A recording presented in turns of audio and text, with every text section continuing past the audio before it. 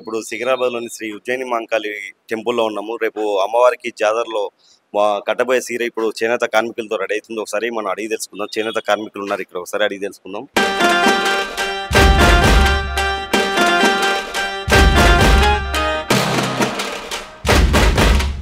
అన్న, మీరు ఎక్కడి నుంచి వచ్చారన్న? అన్న, మాది పోచంపల్లి. పోచంపల్లి అంటే ఇక్కత్ అంటే అందరికి తెలుస్తుంది. ఇప్పుడు తెలంగాణ గవర్నమెంట్ వచ్చిన సంది ఇక్కడ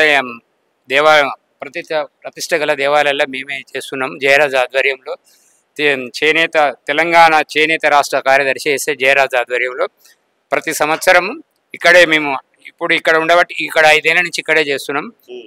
పోచంపల్లి ఇక్కత్ సారీ అంటారు. ఇక్కడ వారం రోజులు అయింది. 2 చీరలు నేసి అమ్మవారికి ఇస్తున్నాము. నిష్ఠతోటి పవిత్రతోటి నేసి ఇక్కడనే వేసి ఇవ్వాలని ఇక్కడనే నేసి మేము ఇక్కడ సమర్పిస్తున్నాం. ఒక్క చీర రెడీ అవ్వడానికి ఎన్ని రోజులు పడుతుంది? ఒక చీర రెడీ అవ్వడానికి 8 రోజులు పడుతుంది. మొగ్గ మీద నేయడానికి 4 రోజులు పడుతుంది. ఇంటి దగ్గర 4 రోజులు పడుతుంది. డిజైన్ సెట్టింగ్ చేసుకొని చేసి తయారు చేయడానికి 4 రోజులు పడుతుంది. ఇక్కడ 4 రోజులు. మొత్తం ఒక చీర నేయడానికి 8 రోజులు పడుతుంది. ఎన్ని కలర్స్ దారాలు వాడతారు?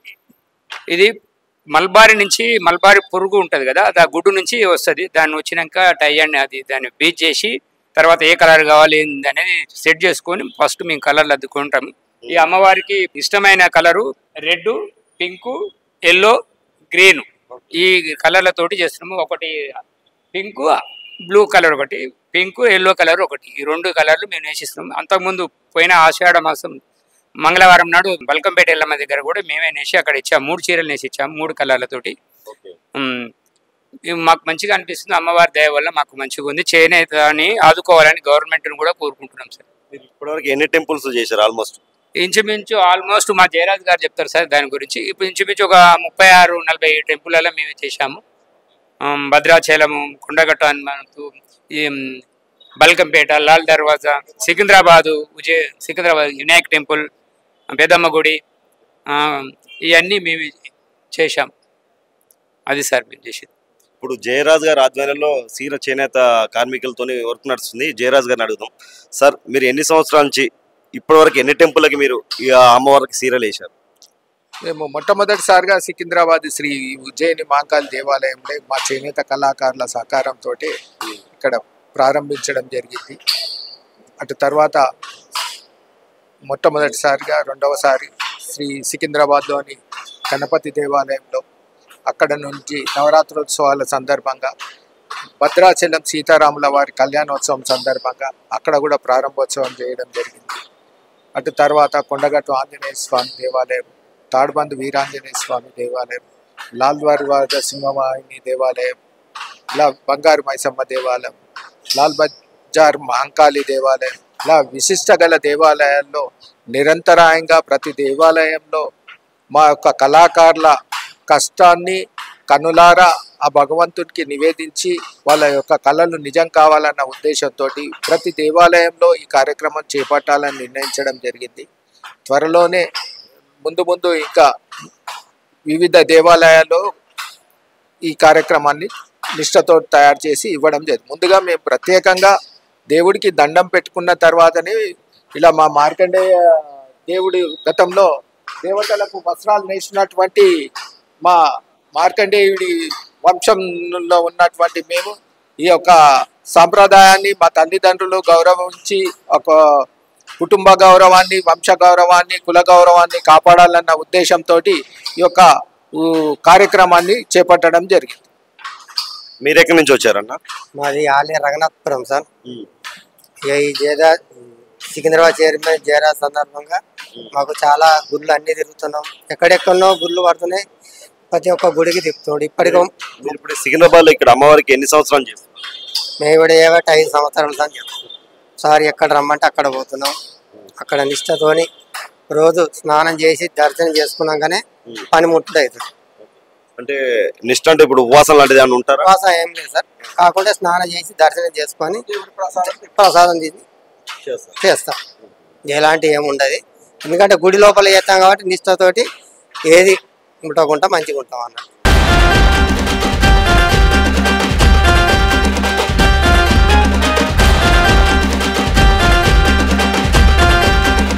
శ్రీ ఉజ్జయిని మహంకాళి టెంపుల్లో ఉన్నాము మనం. మనతో పాటు శివ నరసింహ తాంత్రి గారు కేరళ గారు ఉన్నారు. ఈ రోజు అమ్మవారికి మన విగ్రహాలు దాతగా ఉన్నారు, విగ్రహాలు సమర్పించారు. ఒకసారి అడిగి తెలుసుకుందాం.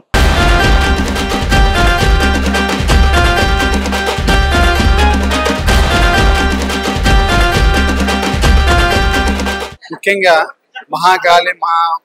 మహాకాళేశ్వరుడు, మహాకాళి అమ్మవారి విగ్రహాలు ఇయ్యడము నా పూర్వజన్మ సుకృతం. ఈ జన్మ మాకు సార్థకమైనట్టు. తెలంగాణ రాష్ట్రంలో మెయిన్ టెంపుల్ అయిన ఉజ్జయిని మహాకాళి దేవాలయం 250 సంవత్సరాల నుంచి కూడా అమ్మవారు ఇక్కడ వెలిసి ఉన్నది. ఈ సంవత్సరము 2024 ప్రధానమంత్రి కూడా ఈ సంవత్సరం రావడం మా టెంపుల్కి, ఈ టెంపుల్కి ఇదే సంవత్సరం కూడా ఈ అమ్మవారి విగ్రహాలు అభిషేకానికి, కళ్యాణానికి వేయడం మా అదృష్టంగా. నా పేరు శివనరసింహ తంత్రి. ఉజ్జయిని మహాకాళి చాలా మంది అమ్మవారి మొన్న ఎందుకో వరించి మా చేతులు ఇప్పించుకున్నది. అది ముఖ్యంగా వేణు మాధవ్ శర్మ గారి ఆశీర్వాదంతో జరిగింది. తర్వాత ఈ టెంపుల్ ఈవో గారు అనుగ్రహం, వాళ్ళ పర్మిషన్ ఇచ్చిన తర్వాత నిన్న బోర్డు మ్యాన్ చైర్మన్లు కానీ కామేష్ వీళ్ళందరూ కూడా టెంపుల్ చైర్మన్ పరివారం నుంచి ఇచ్చిన లక్కగా వాళ్ళందరూ పర్మిషన్ ఇచ్చారు. అన్ని టెంపుల్ ఏంటంటే అమ్మవారు ఇష్టపడి మా చేతులు తీసుకుని ఏ జన్మ సుకృతమో మా నుంచి రావడం మాకు హ్యాపీ అనమాట. మేము ఉండేది ఫ్రమ్ కేరళ, హైదరాబాద్ రావడం 10 సంవత్సరాల తర్వాత ఇక్కడ మాది SSS కేరళ రెమెడీస్ అని ఆఫీస్ ఉంటుంది అనమాట. నేను కేరళ పద్ధతిలో జ్యోతిష్యం ఒక్కొక్కటి 38 లక్షలకు సంబంధించిన పూజలకు సంబంధించిన, గ్రహాలకు సంబంధించిన దుష్టగ్రహాల రెమెడీస్ గురించి చెప్తుంటాను. అందరూ కూడా ప్రజలందరూ కూడా ధనవంతుల డబ్బు, సంపద, ఐశ్వర్యం, ఆనందంగా ఉండాలని కోరుకుంటూ ఈ సంవత్సరము ఉజ్జయిని మహాకాళి అమ్మవారి బోనాల పండుగ వైభవంగా జరగాలని, అమ్మవారి అనుగ్రహం అందరికీ కటాక్షం, అందరూ చల్లంగా ఉండాలని కోరుకుంటాను. ఇప్పటివరకు ఎన్ని టెంపుల్స్కి ఇచ్చారండి మీరు?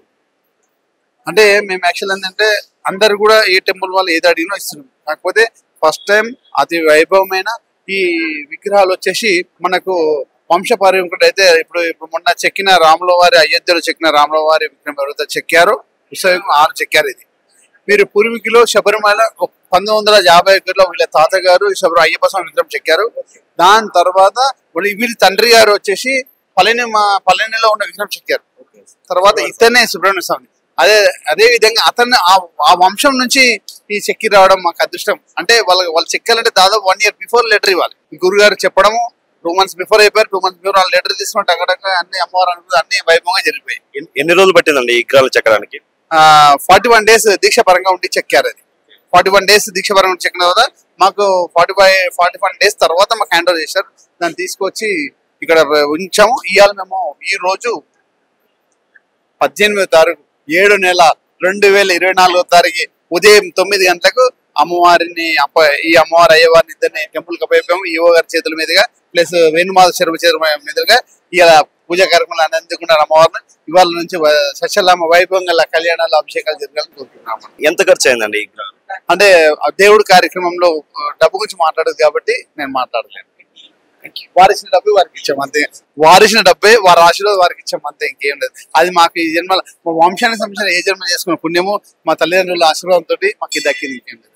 Thank you.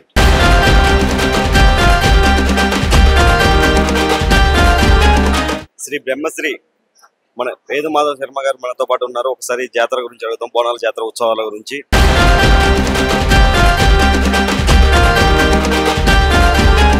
గురుగారు నమస్కారం. ఈసారి ఉత్సవాలు ఎలా జరగబోతుంది, ఈ సిస్టర్ ఏంటి, అసలు ఏర్పాటు ఎలా చేశారు? కాళీం ఏక సమగృహాం త్రినేనాం గేతాల కంఠస్థితాం ఖడ్గం కేట కకాల దారుక శిరః కృత్వా కరాగ్రేషు చ భూతక్రేత పిశాచ మాతృసహితాం ముండస్రజాలంకృతాం వందే దుష్టమసూరికాదికదాం సంహారిణి ఈశ్వరి శ్రీ మహాకాళీ నమః. ఎల్లకాల ఎల్ల వేళల యందు కూడా చెయ్యడానికి మనమెవరం, మన గొప్పతనం ఏముంది? జగన్మాత భక్తుల హృదయాల్లో చేరి దేదీక్యమానంగా దినదిన కృవర్ధమానంగా అమ్మవారు ఈ యొక్క జాతరని చేయించుకోవడమే కాకుండా ఆనాటి నుండి కూడా ఒక మందులు గాని మాకులు గాని వీటి యొక్క సహాయ సహకారాలు గాని లేనటువంటి సమయంలో, వైద్య సహాయం లేనటువంటి సమయంలో 250 సంవత్సరాల క్రిందట జగన్మాత వ్యాధి నివారణార్థమై మసూచి, ఇతరమైనటువంటి వ్యాధులు, కలరా, ఇట్లాంటి వ్యాధులన్నిటినీ నివారణ చేయడానికి ఆర్మీ గ్యారెళ్లతోటి, డోనీ గ్యారెళ్లతోటి, సురుటి అక్కయ్య గారి కుటుంబీకులు, వారి యొక్క అనుయాయులు, మిత్రులు అందరూ కలిసి జగన్మాతని భాగ్యనగరంలో సికింద్రాబాద్లో స్థాపన చేసుకున్నప్పటి నుంచి కూడా ఈ యొక్క ఆషాఢ మాస జాతరని, బోనాల పండగని మొదలుపెట్టి ఇంచుమించుగా 250 సంవత్సరాలు అవుతోంది. అయితే ఆనాటి నుంచి కూడా కన్నుల కండుగా, దేదీప్యమానంగా, దినదిన కృవర్ధమానంగా ఈ యొక్క జాతర ఈ విధంగా పెరుగుతూనే ఉంది.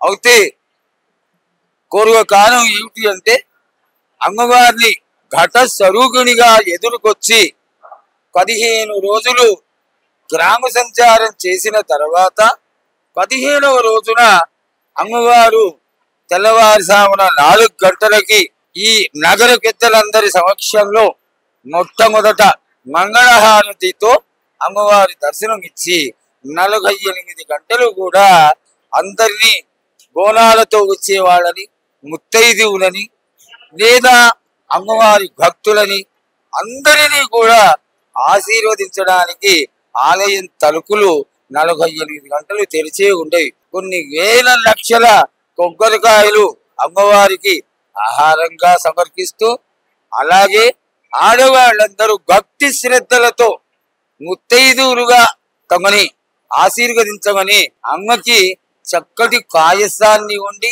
బోనాల స్వరూపంగా, అలాగే తమ బిడ్డలని, పెద్దవాళ్ళని, పశు పక్షాదులని అన్నిటినీ జాగ్రత్తగా కాపాడమని శాఖలని సమర్పించి అమ్మవారికి చల్లటి దీవెనలు అందుకుంటూ ఉంటారు. తెల్లవారుజామున అమ్మవారికి మంగళహారతితో మొదలైన ఈ యొక్క ముత్తైదువులు, ఆడవాళ్ళు, భక్తులు అందరి జనసందోహం అంతా సాయంత్రం వరకు సాగుతూ, సాయంత్రం కోతరాజుల యొక్క విన్యాసాలతో, మేళతాళాలతో, పలహారపు గండ్లతో ఈ ప్రాంతం అంతా కూడా పూర్తిగా నిండిపోతుంది. మరునాడు పొద్దున ఇంచుమించుగా 9-10 గంటల సమయంలో జోగినిగా ప్రసిద్ధి కాంచినటువంటి స్వర్ణలతని అలంకారం చేసుకొని, ఒడిగియం కోసుకొని, మేళతాళాలతో తీసుకొచ్చి 8 జాతుల వాళ్ళు, ఈ మొదటిసారి ఉజ్జయిని నుంచి తీసుకొచ్చినటువంటి కులాల వాళ్ళు అందరూ ఏకపక్షంగా ఉండి అమ్మవారు సాక్షాత్తు వచ్చి తమని ఆశీర్వదిస్తుంది అనేటువంటి భావనతో కచ్చికుండపైన నిలబెట్టి భవిష్యత్తుని తెలుసుకుని, వర్షాలు పడినా, ప్రకృతిలో విపరీతం ఏది రాకుండా కాపాడినా, వర్షాలు సకాలంలో వచ్చినా అంతా అమ్మ దయ అనేటువంటి భావంతో అమ్మవారి యొక్క దివ్య వాణిని వినడానికి ఎంతో ప్రేమ, ఆదరాభిమానాలతో ఎదురు చూస్తారు. ఆ విధంగా జగన్మాత అందరినీ ఆశీర్వదించి గజారూఢయ్యి అందరూ నగరగడ్డల యొక్క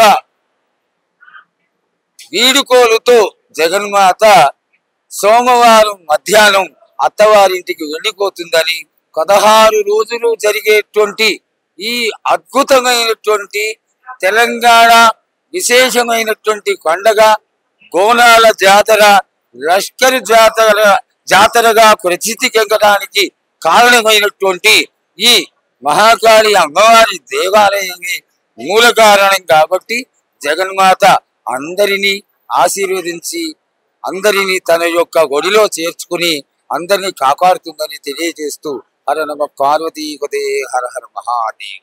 మొన్న జోగిని శ్యామల గారు వీళ్ళందరూ ప్రెస్ మీట్ పెట్టి ఈసారి మాంకాళి టెంపుల్ కానీ మేము బోనాలు తీసుకెళ్లట్లేదు, మాకు మర్యాద లేదు, గవర్నమెంట్ తరఫున ఎలాంటి మర్యాద దక్కట్లేదు అని చెప్పి మొన్న ప్రెస్ మీట్ పెట్టారు. బోనం తీసుకురామని చెప్పారు. ఈసారి దయచేసి ఈ విషయాలు మాత్రం మాకు సంబంధించినటువంటి విషయాలు కాబట్టి మమ్మల్ని అడగవద్దు. ఎవరు ఏమి చేసినప్పటికీ తండోపతండాలుగా ఆ అమ్మ కోరుకున్నటువంటి గోనాలన్నీ కూడా వేల తాళాలతో, కొన్ని వేల మంది ఆడగడుచులతో అమ్మవారి సన్నిధికి వస్తూనే ఉంటాయి. అవి ఇంకా ఇంకా ఇంకా కూడా దినదినాభివృద్ధి చెందాలి. కారణం ఏమిటి అంటే, ఏ విధంగా అయితే నగరం విస్తారం పొంది జన సందోహం పెరిగిపోయిందో అదే విధంగా ప్రతి ఇంటి నుంచి కూడా గోనం రావడం జరుగుతుంది. గోనం రావడమే ముఖ్యమైనటువంటి విశేషం కాబట్టి అమ్మవారి ఆశీర్వాద అపేక్షమానంతో అందరూ కూడా ఖచ్చితంగా గోనాలు తీసుకొని రావాలని కోరుకుంటూ, అమ్మవారు అందరినీ ఆదరించడానికి ఆశీర్వదించడానికే ఉన్నది కాబట్టి అందరి యొక్క గోనాల సమర్పణ అట్లాగే అమ్మవారి యొక్క ఆశీర్వాద బలం వాళ్ళకి ఎప్పుడూ ఉంటుందని తెలియజేసుకుంటూ నమః పార్వతీ పదే హర హర మహాదేవ్. థ్యాంక్ యూ గురుగారు.